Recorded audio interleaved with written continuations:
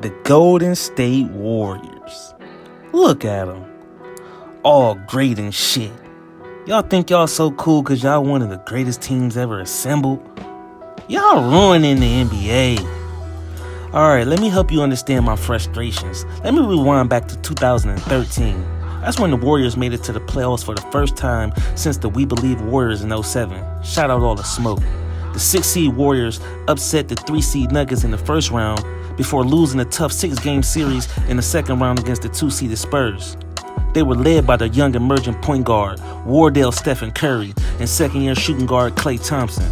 Both of these dudes were deadly outside shooters, and most felt like they were the best shooting backcourt in the league. But their coach, Mark Jackson, he was willing to take it a step further. In April, you said you thought your two guys were potentially the best shooting backcourt of all time. Is that still how you feel? I didn't say that. I said they are the greatest shooting backcourt that's ever played this game. I don't think it's a debate. They are two incredible shooters. Now that's having confidence in your guys. Most people thought he was crazy when he said it, but the Splash Brothers continue to prove their coach right the following season as Steph was selected to his first All-Star game and the Splash Brothers ranked 1 and 2 in three-pointers made. Although they lost a tough 7-game first-round series against the Clippers, the future looked bright for Mark Jackson and his young backcourt that he manifested as the greatest shooting backcourt of all time. Only problem is, Mark didn't get to see that fully manifest because he was fired that offseason. There were many skeptical of the firing of Mark Jackson, proven successful coach, and hiring a first-time head coach in Steve Kerr. But those skeptics, they were put to rest pretty quick when the team took the floor, as the Warriors rolled to a 67-win season and Klay Thompson being named an All-Star for the first time and Steph Curry winning league MVP. The Warriors rolled through the Western Conference playoffs, meeting up with LeBron James and the Cleveland Cavaliers in the finals. The Warriors took advantage of the shorthanded Cavaliers playing without 2/3 of their big three to win the series in 6 games. Yet some were still questioning this team and even the legitimacy of their title. So the following season, the Warriors were out for blood, hell-bent on proving they were not only legitimate champions, but one of the best teams ever. The Warriors would break the Chicago Bulls' 72-win record by finishing the season 73-9. Draymond Green joined Klay Thompson and Steph Curry as All-Stars, and Steph Curry was the first unanimous MVP in league history.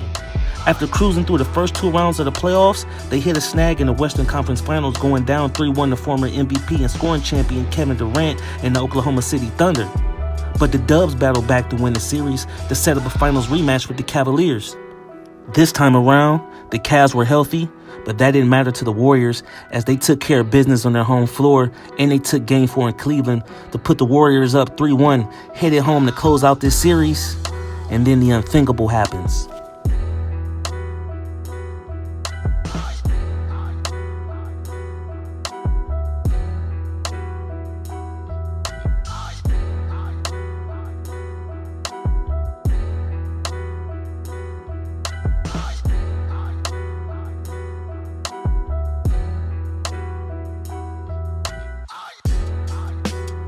The Warriors blew a 3-1 lead.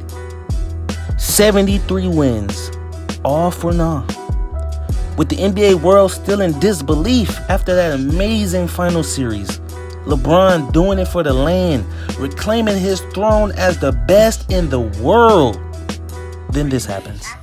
It's here, and it's Golden State for Kevin Durant. Wow. Think about that team. Think about a 73-win regular season team, 1 win shy of back-to-back NBA titles, and they just got the last MVP to win that award, not named Steph Curry. Yes, Kevin Durant, second best player in the NBA, joined the Golden State Warriors. Yes, the team that just won 73 games.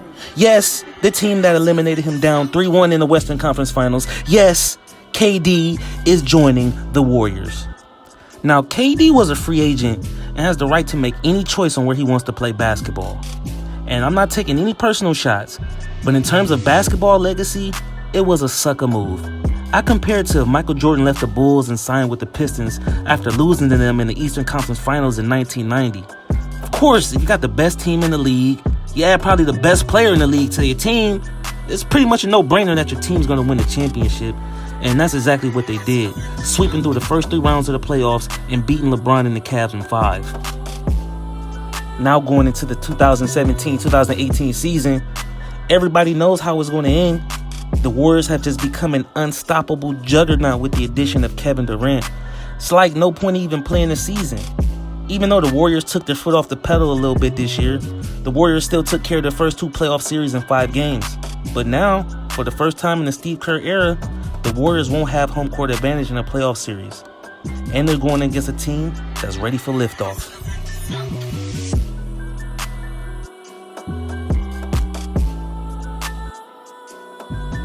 The Houston Rockets had the best record in the league, winning 65 games, and the league MVP, the bearded one, James Harden, and the point guard, Chris Paul, who they added in the offseason. Harden and Paul, a great backcourt, comparable to Steph and Clay, but the only thing those two were lacking were playoff success.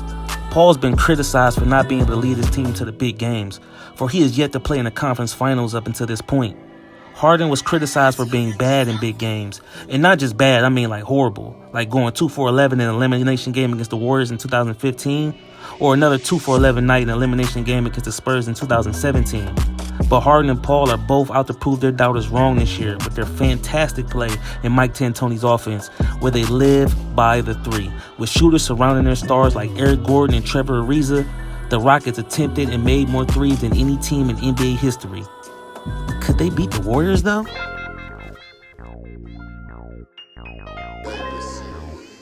H-time. The Rockets looking to set the tone in this series by taking Game 1 on their home floor. Back and forth game throughout the first half. James Harden got out to a good start with 24 points in the first half, while KD led the Warriors with 17 in a 56-56 game at the half. The Warriors led by 7 going into the fourth quarter. The Rockets tried to keep pace, but it was too much Klay Thompson in the fourth quarter, where he had 11 of his 28, and KD sealed the deal with his 37 points in the 119-106 win for the Warriors.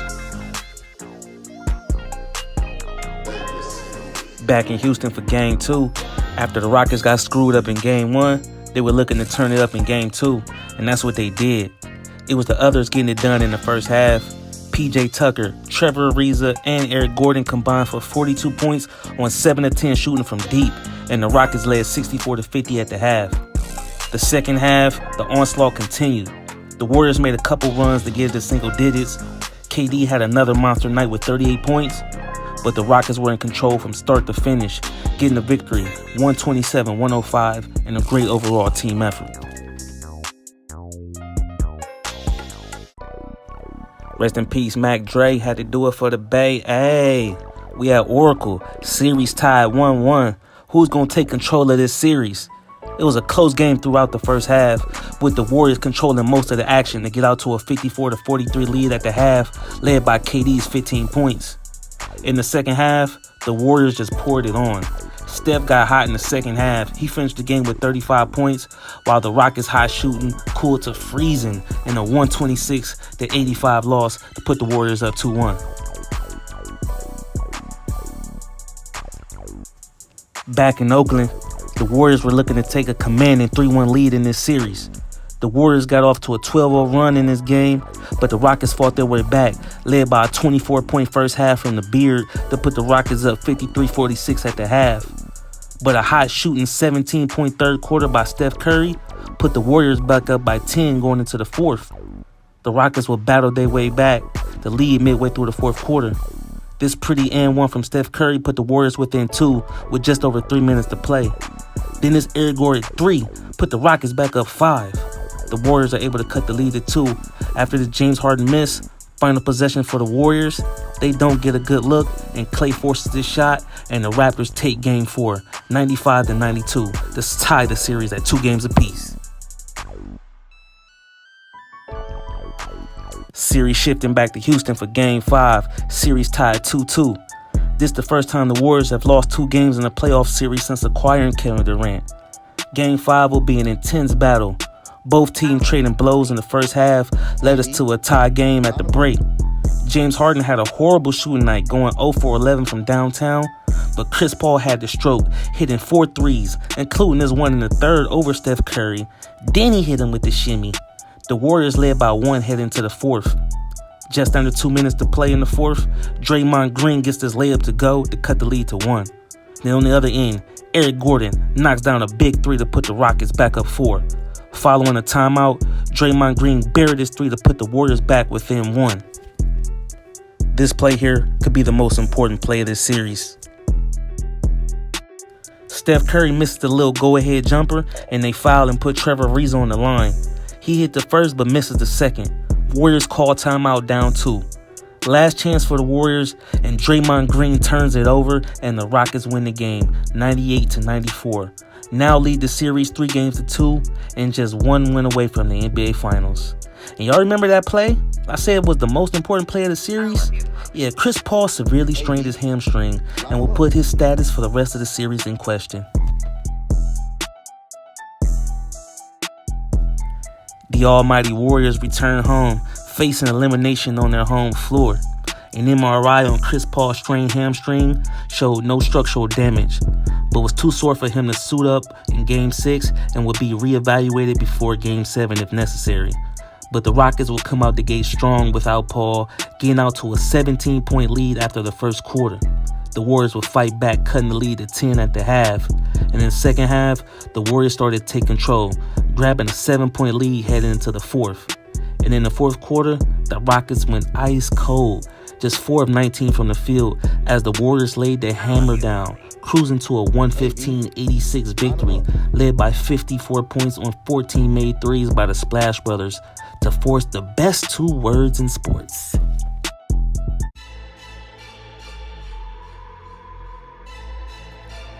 Game 7. From the Toyota Center in Houston, Texas, it's win or go home. All the buzz leading into Game 7 was, will Chris Paul play in Game 7? It was announced earlier in the day that Chris Paul would not play for the Rockets tonight, and that will put the pressure squarely on James Harden to lead his team to victory. In the first half, the Rockets more than held their own, controlling their pace in the first half. This 3 by Eric Gordon put the Rockets up by 14 with 6:43 to play in the second quarter. Now let's keep note of that. The Rockets would go into the half with an 11-point lead, led by James Harden and Eric Gordon's strong 3-point shooting. Then here comes the second half.